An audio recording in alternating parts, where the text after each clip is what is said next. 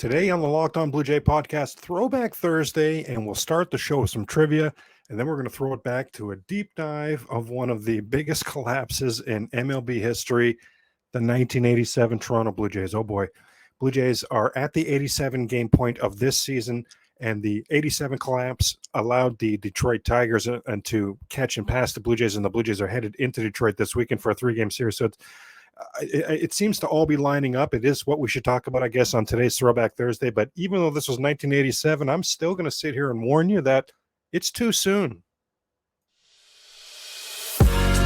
You are Locked On Blue Jays, your daily Toronto Blue Jays podcast. Part of the Locked On Podcast Network, your team every day. Hello, friends. Craig Ballard, Locked On Blue Jays. Yes, indeed, Locked On the Toronto Blue Jays have been for quite some time, long time, passionate. I hope you would agree, knowledgeable Blue Jay fan. And I want to just mention that the Locked On Blue Jay podcast, of course, part of the Locked On Podcast Network, your team every day. And a reminder, you can catch every Toronto Blue Jay game this season on SiriusXM. And I certainly want to start the show by thanking you for spending some time talking Toronto Blue Jay baseball with me today. Let's go ahead and get into this Throwback Thursday episode, and we'll start with some trivia. So the Blue Jays playing the Chicago White Sox, you know it's going to have that Blue Jay White Sox twist to it, right? So, of course, Blue Jays White Sox, that's the first game in Toronto Blue Jay franchise history. So that's where we'll start. Who got the win for the Blue Jays in that game? Who got the save for the Blue Jays in that game? Who hit the first ever Toronto Blue Jay franchise home run in that first game? I know it's all the way back in 1977, but some of you Blue Jay historians probably have a good idea on this here. A question that we asked yesterday to just sort of tempt your tummy with the taste of nuts and honey, get you thinking Blue Jays trivia, because, of course, Chicago and the Blue Jays, they were together in the 1993 ALCS. The Blue Jays went through the White Sox 4-2 en route, and then would beat Philly 4-2, right, en route to their back-to-back World Series championships, en route to repeating as champions. And we asked yesterday, what Blue Jay closer did have some rough moments in that 1993 ALCS against the Chicago White Sox, but ultimately did get 2 saves in the series, including a 5-out save to close out the series in Game 6. Next question, 1993 ALCS as well. 4-2 for the Blue Jays. And that White Sox team, that's Frank Thomas, that's Jack McDowell, and that's Bo Jackson. In that 6-game series, Blue Jays would hit just 2 home runs. You believe it? They won 4-2. They would hit just 2 home runs. Who hit either one or both? Or do you know who hit both of those home runs? One player hit one each, I should say there, of course. Now, in that 4-2 series for the Blue Jays, a pair of Toronto Blue Jay pitchers went 2-0 in that series. Who was one of them, or who were both of them? And then, speaking of Bo Jackson in that ALCS 1993, he was on the Chicago White Sox, as I said there, and he had 10 at-bats versus the Blue Jays in that American League Championship Series. 10 at-bats. How many hits did Bo Jackson have in the 1993 ALCS versus your Toronto Blue Jays? And finally, on Bo Jackson, he played 27 games in Canada, 14 against the Blue Jays at Exhibition Stadium, 13 against the Blue Jays at then Sky Dome. So in those 27 games, how many home runs did Bo Jackson total? And let's say you know what? I'm not going to be too easy on here. Be within one. How many total home runs in 27 games played in Canada did the slugging Bo Jackson hit against the Toronto Blue Jays? And then finally, we know the bench coach for the Chicago White Sox is Charlie Montoyo, former Blue Jay manager, right? Well, Montoyo was the Blue Jay manager for 472 games. What was the Blue Jays record during that time? This is multiple choice. So 472 games. Were the Blue Jays 231 wins, 241 losses, so 10 games below 500? Or were they 236 wins, 236 losses, a completely dead even, a 500 team? Or were they 241 wins, 231 losses, so 10 games over 500? So under Charlie Montoyo, his firing, we're coming up on a year since his firing, 472 games managed as the Blue Jays. For the Blue Jays, were the Jays 10 games over 500, at 500, or 10 games below 500 with Charlie Montoyo at the helm? Coming up on the Locked On Blue Jay podcast, since the Blue Jays are heading into Detroit this weekend, and it is Throwback Thursday, and the Blue Jays just played game number 87, I thought, okay, it is time to look at the 87 Toronto Blue Jays, the 1987 Toronto Blue Jays. It's Throwback Thursday, heading into Detroit, 87th game. The year is 1987. It's all lining up. Every Dayers will know I haven't been looking forward to this particular Throwback Thursday because even though it was 1987, it's too soon. But we're about to look at how the Toronto Blue Jays authored one of the all-time meltdown and collapses in Major League Baseball history, which would allow the Detroit Tigers, who then were in the American League East with the Toronto Blue Jays, to catch and ultimately pass the Blue Jays on the final day of the season. Oh boy, buckle up. This one's going to be tough for me. But I mean, it's very interesting, right? So I hope you'll enjoy it. Now, first, I wanted to mention an exciting new sponsor, Sleeper. Sleeper is a fantasy sports and real money gaming app focused on bringing people together through sports and gaming. Sleeper has become the fastest organically growing fantasy platform in the world while earning some of the highest levels of engagement per user in the industry. At Sleeper, it's not just about sports, it's about building personal connections and lasting memories. Sleeper Picks is a real money product that connects friends over picks. You choose 2 to 8 of your favorite players from pregame, live, even across different sports, and then you pick higher or lower than the predicted stats. Only on Sleeper can you get up to 100 times payouts, share with your friends, and get rewarded together. There's a built-in group chat functionality where you can see and copy your group's picks with the tap of a button, and then entries are made. I mean, it's 30 seconds or less. It is really that easy. They're safe and fast withdrawals, so use the promo code LOCKEDON, and you'll get up to $100 match on your first deposit. Terms and conditions apply. See Sleeper's terms of use for details. Currently operational in over 30 states. Check out Sleeper today. Play ball on Sleeper. Use the code LOCKEDON to sign up. You'll get the instant deposit match up to $100. Oh boy, deep breath. Yeah, we're going to have to get into it here. The 1987 Toronto Blue Jays. If you're old enough to remember this, then you already know we are about to embark on, quite a journey here.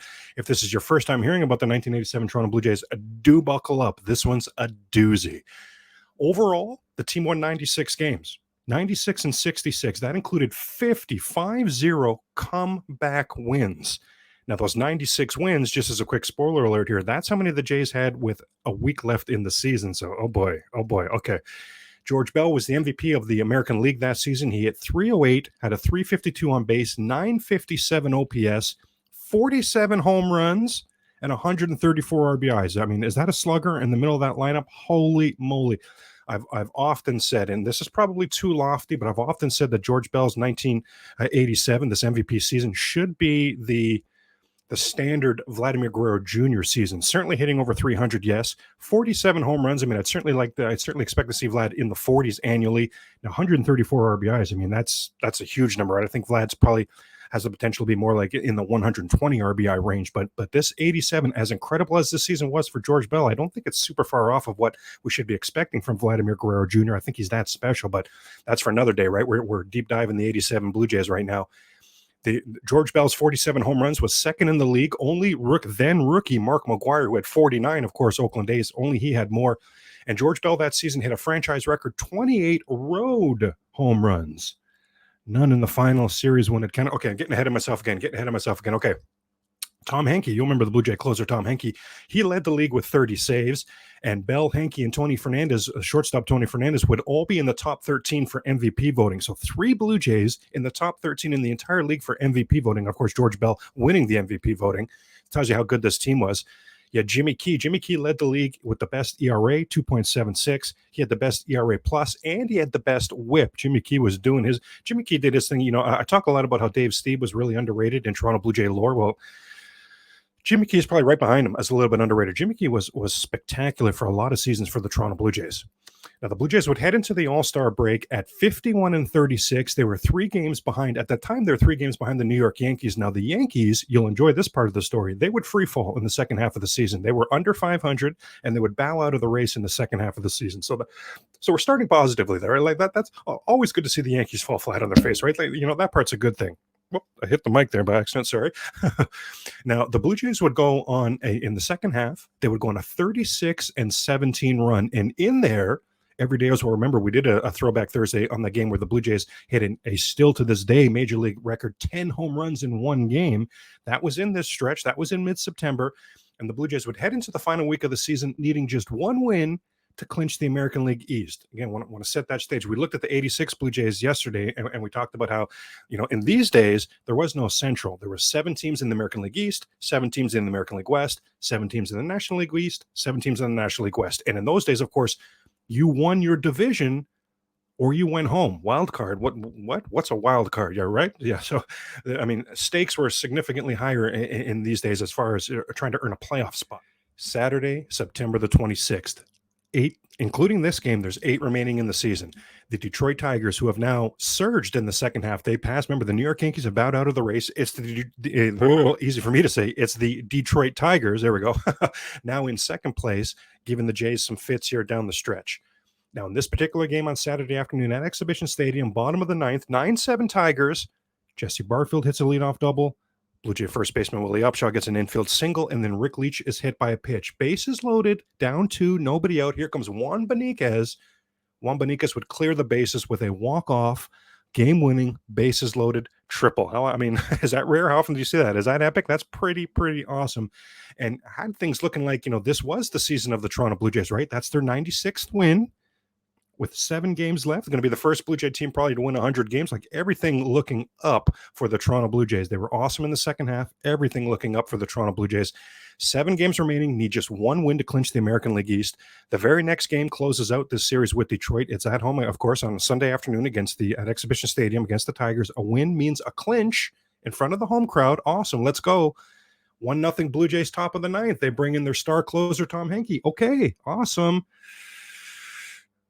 Kirk Gibson leadoff home run off of Tom Henke. We're tied. Oh boy. Right away, leadoff home run. Oh boy.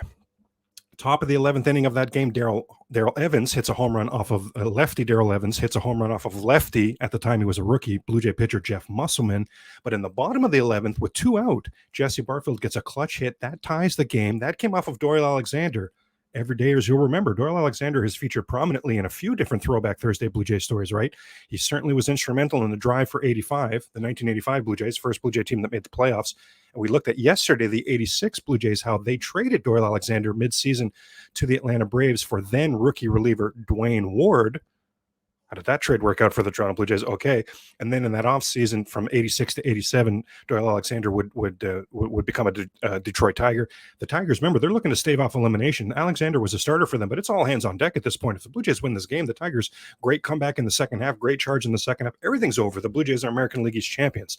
So they bring in Alexander. He gives up the tie to Jesse Barfield. But then in the top of the 13th, Kirk Gibson at it again, gets the big hit. Tigers win that game 3-2. Now there's 6 games remaining. Blue Jays still just need to win one of those, right? Earlier in that series with Detroit, a season-changing play took place. I'm sorry to give you homework here. It's only a 32-second clip, but it's really going to highlight precisely what I'm going on about here, precisely what we're talking about here. I want you to Google Bill Madlock, Tony Fernandez. It's a 32-second clip. Bill Madlock is talking over the entire clip. You're going to be stunned. Your eyes are going to show you one of the dirtiest plays you've ever seen in your life. Your ears are not going to believe it because the Bill Madlock in the voiceover, is explaining how it's a baseball play and he did nothing wrong. I want you to watch that clip. I really do. I think you're going to be just stunned. And it's stark contrast. Like in baseball these days, you have to go right into second base, right? There is no trying to take out that guy at second base. Well, my God, Bill Madlock is multiple feet. Like he's so far away from second base on the slide. It's absolutely crazy trying to take out Tony Fernandez in a double play. And of course, this Tony Fernandez, what are we talking about here? In 87, superstar. Fernandez was a superstar many years, but in 87, that's a Gold Glove. He finished, I think it was 8th that season in MVP voting. He's the leadoff hitter, hitting over 300 for the Blue Jays. Switch hitter, defensive sensation. He was an absolute superstar. He gets upended.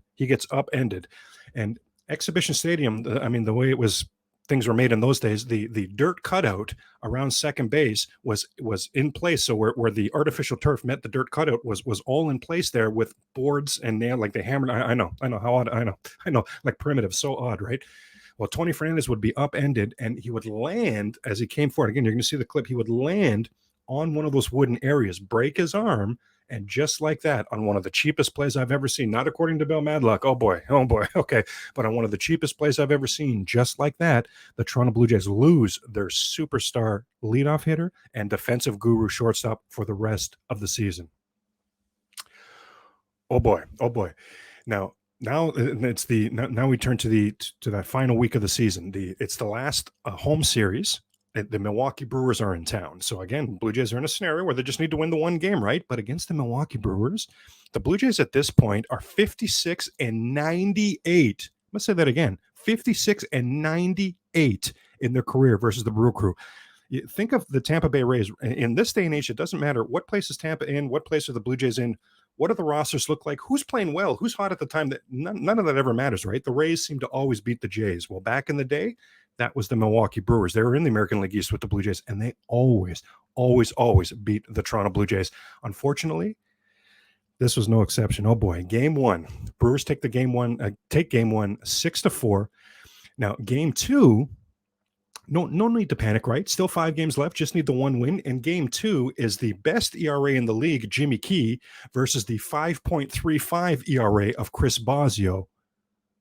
Chris Bosio throws a complete game gem. What the heck?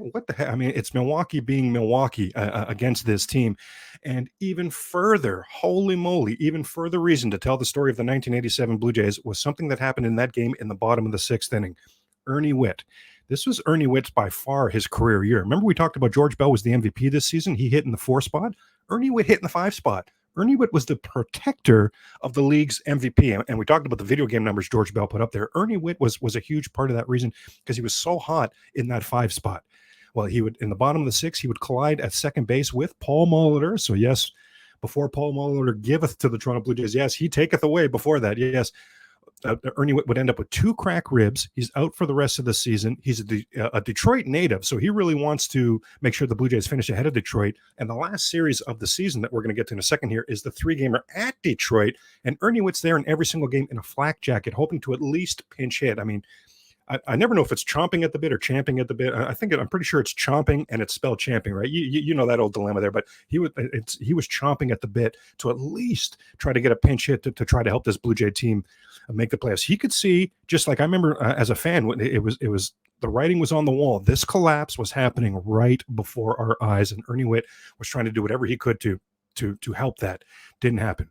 Now we go to the game 3. Now we go to the final game of that Milwaukee series. So a lot has been lost, right? 2 star players, your 1-5 hitter gone for the season.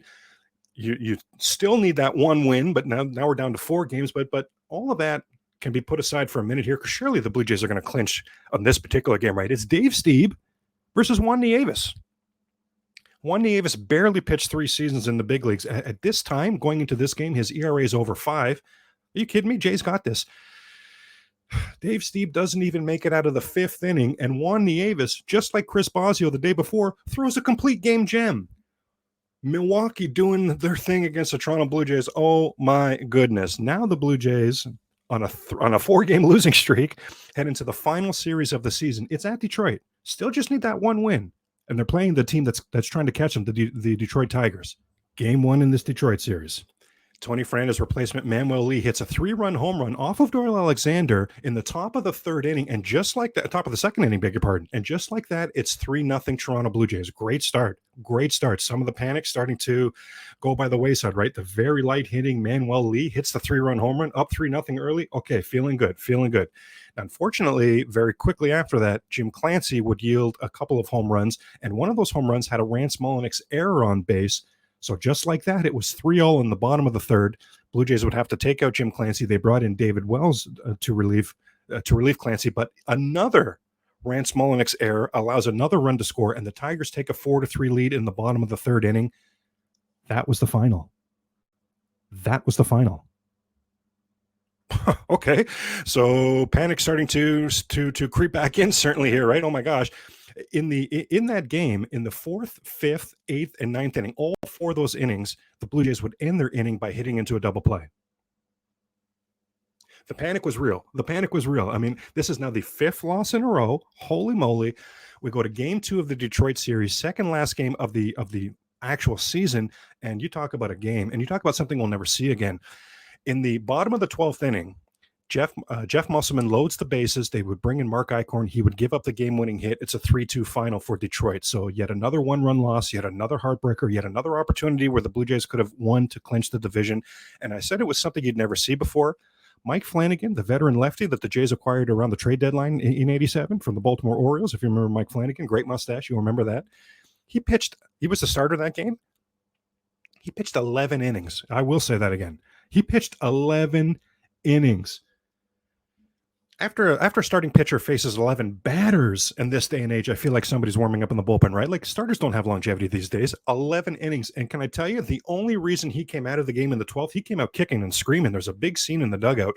And Jimmy Williams, the manager of the Blue Jays at that time, he says, I don't know where Mike Flanagan got that from. Mike Flanagan says, what? I got it directly from you. Anyway, Mike Flanagan came out of the game. He was super upset. And then all of a sudden you could see that he was calm. Well, the story goes, Mike Flanagan says that he did not want to come out of the game.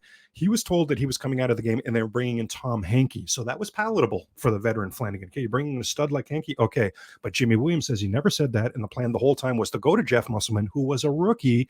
So you go from the veteran dealing 11 innings for you, Mike Flanagan, to the rookie and Jeff Musselman. The wheels fall right off. And now, just like that, we're heading to the last game of the season, winner take all. Oh, I shouldn't say that. Detroit's actually caught and passed the Blue Jays now. Blue Jays need now to win the last game of the season to force a tiebreaker the very next day. And from the coin toss, it would have been at Detroit the very next day. So holy cow, last 7 games, Blue Jays need to win 1. They don't win any. Now it's coming down to the last game of the season. By the way, I should shout out in that previous game, the game 2 of the Detroit series, the Mike Flanagan 11-inning game, Jack Morris. Talk about Blue Jays who giveth and taketh away. Well, he tooketh away on this particular game. He went 9 innings that game. I know there's the joke, right? That's also something we won't see anymore. Craig, a pitcher go, I know every now and then they do go 9 innings, but 11 innings, Mike Flanagan, tip of the hat there for sure. Now we're into the final game of the season. Holy moly. I remember everything about that morning waiting for that game, that day leading up to that game. You talk about nerves. Holy moly. And remember now, we need to win that game. All of a sudden, we spent the last week needing to win 1 game to make the playoffs. Now I need to win this last game of the season just to force the tiebreaker. So all heck is broken loose. No Ernie Witt, no Tony Fernandez. Jimmy Key's getting out-dueled by some bad pitcher. Dave Steeves getting out-dueled by some bad pitcher. Tom Hankey's blowing saves. All heck is broken loose. And in that final game of the season, it's Jimmy Key versus Frank Tanana, a couple lefties. And even in 1987, very similar to Blue Jays this day and age, even in 87, the Blue Jays really struggled versus lefties. Well, bottom of the second inning, Larry Herndon, Detroit Tiger, where was he? The right fielder? He was either the right fielder or the left fielder. Oh, I'm blanking. Anyway, the outfielder, Larry Herndon, hits a solo home run. It barely makes it over the fence in left field. I mean, it was a wall scraper. George Bell tried to make a play on it. Came close to making a play on it. Tigers take the 1-0 lead in the bottom of the second inning. That would be the final score. Jimmy Key goes the distance. He allows 1 run on 3 hits, 3 walks, 8 strikeouts, but it wasn't enough because the offense was just not there. And the Blue Jays complete one of the collapses in baseball history, lose all 7 of their final games, go 0-7 down the stretch. Remember, 4 of those losses were to the Detroit Tigers, who end up winning the AL East. All 4 of those losses to the Tigers were by 1 run. And you talk about, hey, yeah, that is similar to the current Toronto Blue Jays. In those 4 one-run loss games, the Blue Jays had 32 at-bats with runners in scoring position. 5 hits. 5 for 32. Does that sound too eerily, right? Like the current Toronto Blue Jays? Holy moly. Now, what about George Bell? The MVP couldn't carry the day to 1 win in the final week down the stretch. Well, Sparky Anderson, back in this day, back in 87, in the 80s, players were corking bats. And if you don't know what I mean, they would take the bat, the top of the bat, hollow it out, and then either stuff it back with cork and then seal it at the top, or they were using super balls. And your mind's going right to those little plastic balls, those small plastic balls that you threw, and they went crazy all over the place. As a kid, yeah, that is what I'm talking about. They would drill out the top of the barrel of the bat and put the super balls in there. So Major League Baseball had a rule that a manager could confiscate an opponent's bat, no questions asked. The bat gets taken and ends up in the umpire's room, and in the umpire's locker room. And after the game, the umpires will X-ray and see, hey, was anything up with this bat? So no questions asked. You could just take it out, and the manager could take it out. Well, Sparky Anderson, coming into this final season against the Toronto Blue Jays, I remember this so clear, sitting in his dugout, holding court with the media. I remember this. And he says, you know what, I'll tell you something. This Blue Jay team's a good team. They just need to win 1 game here. They may well beat us one, guys. This is a good team. So I'll tell you right now, the Toronto Blue Jays may beat us, but I will say this. George Bell will not beat us. Every single time he came to the plate in that final series, Sparky Anderson would come up on the dugout steps and tell the ump he wanted to confiscate the bat. He got in George Bell's head, I hate to say brilliantly, certainly need to say very, very effectively. George Bell in those 4 games versus the Tigers, so the 3, remember the one that started off that week of losing, and then the final 3 of the season, 3 for 27. And all 3 were singles. Remember, 47 home runs on the season, 134 RBIs. No RBIs, no home runs, no extra base hits, 3 singles in those 4 games in 27 games. In that final series, where they lost all 3 by 1 run at Detroit to close the season, George Bell, 16 at-bats, 2 singles. That's it. 2 singles. That's it. Absolutely incredible for me to have to relive the 1987 Toronto Blue Jays.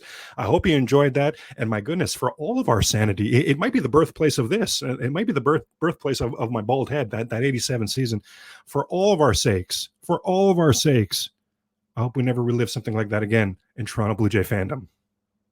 And that is a wrap for this week's Throwback Thursday. I mean, were the 1987 Toronto Blue Jays a wild ride or what? Tune in tomorrow for the trivia answers. Plus, we'll get you set for the weekend series that takes us into the All-Star break as the Toronto Blue Jays head down the road from where we are here in Toronto, really, into Detroit for 3 with the Detroit Tigers. Remember, you can take in tonight's game on Sirius XM. Definitely enjoy the game. Certainly go Jays go, and we'll talk tomorrow.